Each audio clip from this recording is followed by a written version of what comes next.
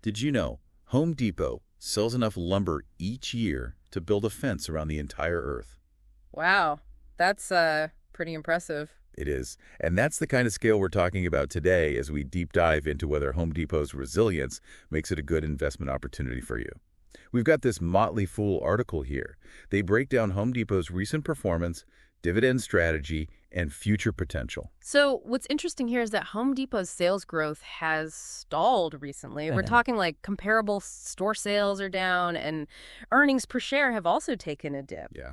But even with all that, the stock price has remained relatively stable. So it's not like the market is completely ignoring those warning signs. Right. What's going on there? This is a great example of market sentiment at work. Hmm. You see, some investors look beyond these immediate challenges and focus more on a company's long-term potential and brand strength. So even with a bit of a slowdown, Home Depot's size and reputation are kind of keeping it afloat in the eyes of some investors? Okay. But let's not shy away from the challenges. This article highlights some serious macroeconomic factors that are at play here. Right. High interest rates are making those big renovation loans more expensive, and elevated mortgage rates are kind of cooling the housing market. Yeah. It's not exactly a dream scenario for a home improvement giant. No, it's definitely creating some headwinds for the company. When you add in things like the rising credit card debt across the U.S., well, consumers are going to have less disposable income for those, discretionary home improvement projects. Yeah, that makes sense. And we're seeing this reflected in the existing home sales numbers. Okay. They're nearing a 10-year low, and fewer home sales often mean fewer renovations. It's like trying to justify that kitchen remodel when you're staring at a mountain of credit card bills. Suddenly, those granite countertops don't seem so urgent. Right. And this is where it gets interesting. The article argues that despite all of this, Home Depot is essentially going through a stress test. And so far, they're doing pretty well. They're pointing to Home Depot's inventory management and cost-cutting strategies as reasons why they might be outperforming competitors during this downturn. That's compelling. Yeah. But I've also seen reports that some analysts are concerned about rising labor costs. Yeah. And supply chain disruptions. Yeah. How do those factors play into this stress test idea? Those are definitely valid concerns. They add a lot of complexity to the situation. While Home Depot has a good track record with inventory management, those ongoing supply chain issues could still impact their ability to meet demand. Yeah. And then with the rising labor costs, well, that's a reality for many businesses right now. And it could squeeze Home Depot's profit margins if they can't offset those costs through price adjustments. So it's less about Home Depot being immune to these challenges. Right. And more about how well they're navigating them compared to their competition. Exactly. With all that in mind, what would you say is a successful strategy for Home Depot right now? Is it growth at all costs or more a focus on maintaining stability? In my view, I think a balanced approach is key. I think they need to find that sweet spot between protecting their core business and positioning themselves for future growth. Makes sense. Because blindly pursuing growth at the expense of profitability could backfire. Yeah, especially in this economy. But on the other hand, if they get too conservative, they could miss opportunities and even cede ground to competitors. Right. And this kind of brings us to another interesting point, dividends.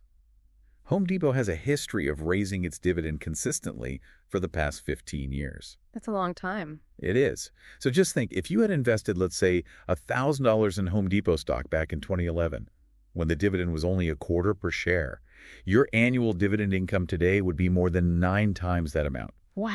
Yeah, they're paying $2.25 a share now. That's the kind of return that a lot of income-seeking investors dream of. It is. But is that kind of dividend growth sustainable? Well, I think there are a few reasons to be optimistic. Home Depot's got a really established market position, so that provides a consistent revenue stream. Right. And they've shown a real commitment to operational efficiency, keeping costs in check. Additionally, they've built up really strong brand loyalty. Yeah, for sure. And that translates into pricing power, which allows them to maintain healthy profit margins even when things get tough. So even if sales slow down a bit, they've got some levers to pull to keep those profits and those dividends coming in. Right. Okay, let's talk about valuation. The article mentions that Home Depot's price-to-earnings ratio, PE ratio, might seem a little high right now. Should we be concerned about that? Well, the PE ratio is essentially a measure of how much investors are willing to pay for each dollar of a company's earnings. Okay. So yeah, Home Depot's current PE might seem a little high, but remember, we're in this period of economic slowdown, and so naturally, their earnings have been impacted. Right. What we're seeing is the market recognizing that these earnings are likely to rebound when the economy improves. So they aren't overly concerned about the current PE ratio. It's like looking at a marathon runner who had to climb a really steep hill, right? Yeah. Their pace might have slowed down during that stretch, but that doesn't mean they're not still a strong runner overall. Yeah, that's a great analogy. So the article also highlights Home Depot's acquisition of SRS Distribution. Yes. And they say that this is a potential growth driver, a way for them to tap into the professional contractor market. Can you explain how that works? Absolutely. SRS Distribution is a leading distributor of roofing and other building materials. Okay.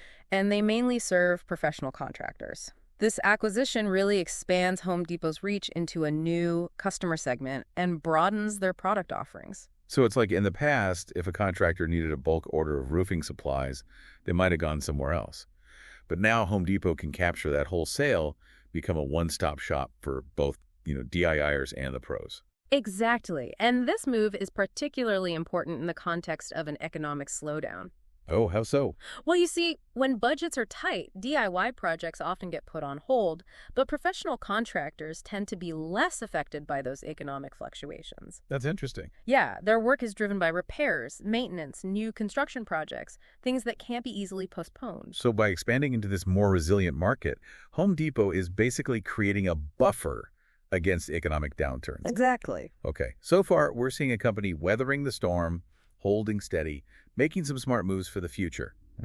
But this article goes even further.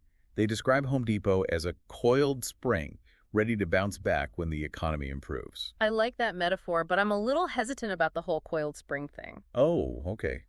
Why is that? What if this downturn lasts longer than we anticipate? Could that coiled spring lose its tension? It's something to think about. Yeah, that's a good point. I mean, we can't just assume there's going to be a quick bounce back.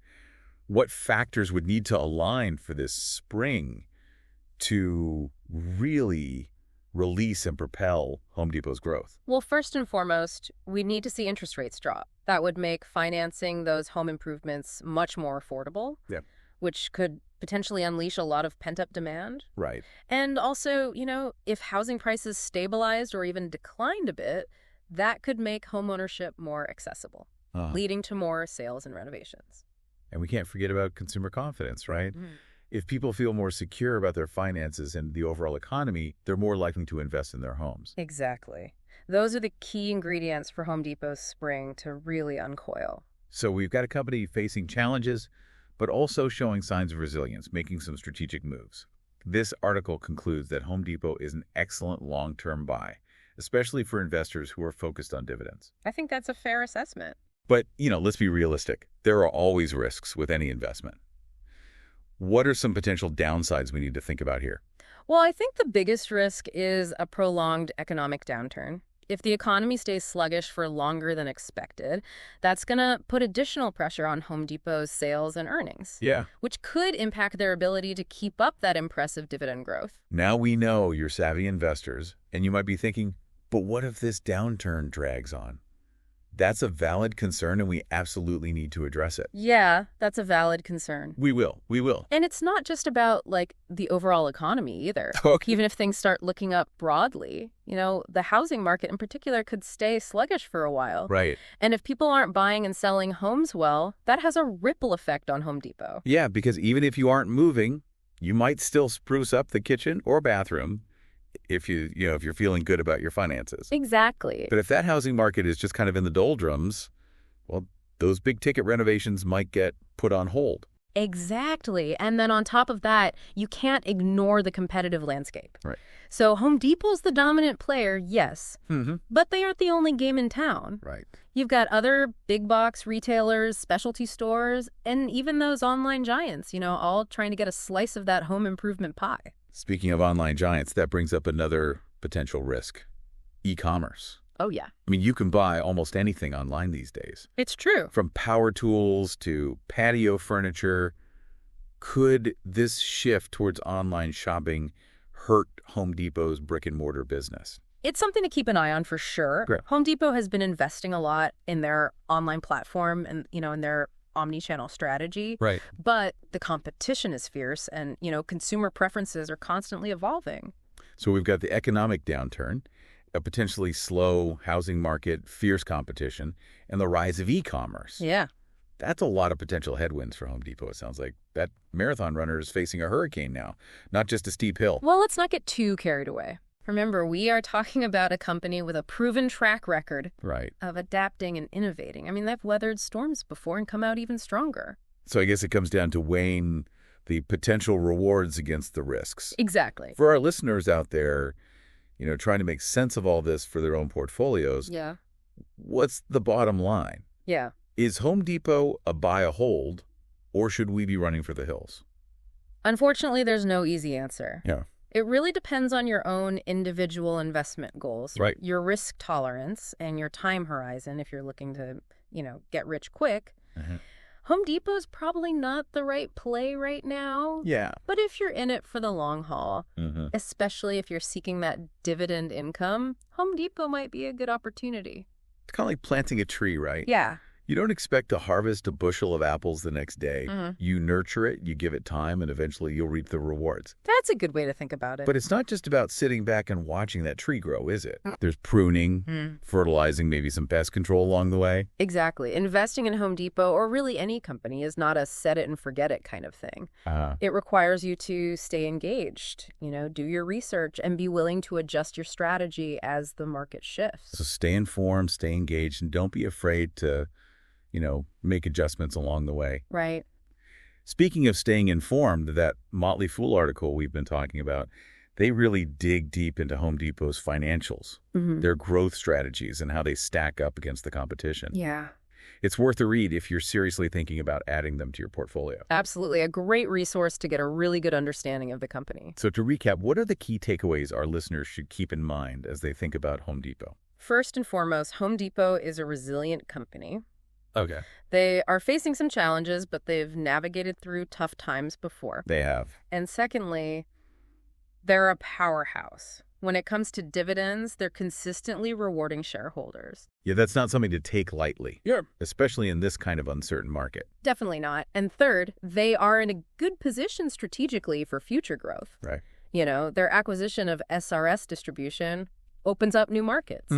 And they've been investing in their online presence to stay relevant in the changing retail landscape. So they're not just waiting around for things to happen. Right. They're actively adapting and evolving. Exactly. But, and this is important, any investment in Home Depot or any company carries risk. Right. You have to do your research, consider your own financial goals, your risk tolerance, and make sure your decisions align with your individual circumstances. It all comes back to that knowledge is power idea. For sure. The more you understand about a company and what's happening in the market, well, the better equipped you'll be to make those smart investment choices. Absolutely. Now, before we wrap up this deep dive, I want to leave you with something to think about. Okay. We've explored Home Depot's strengths, their strategies, the challenges they face, and their potential for growth. But what about the big picture? Yeah. What potential disruptors or emerging trends could really shake up that whole home improvement landscape? That's a great question, and one that I think all investors should be asking themselves. I mean, could we see the rise of smart homes, with their built-in DIY solutions? Yeah. Could that pose a threat to these traditional home improvement retailers? It's possible. Or what about advancements in 3D printing or sustainable building materials? Yeah. Could those completely change the game?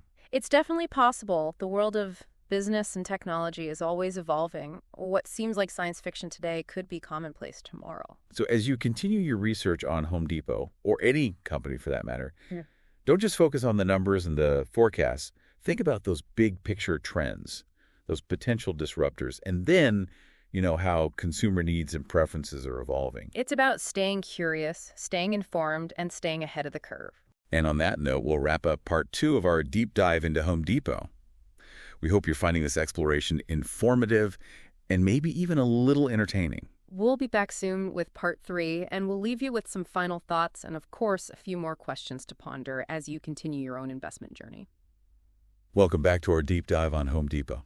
It's been quite a journey so far. It has. We've covered a lot of ground. We have from Home Depot's impressive scale and their, dominance in the market to the challenges that they're up against, and even, those potential disruptors looming out there on the horizon.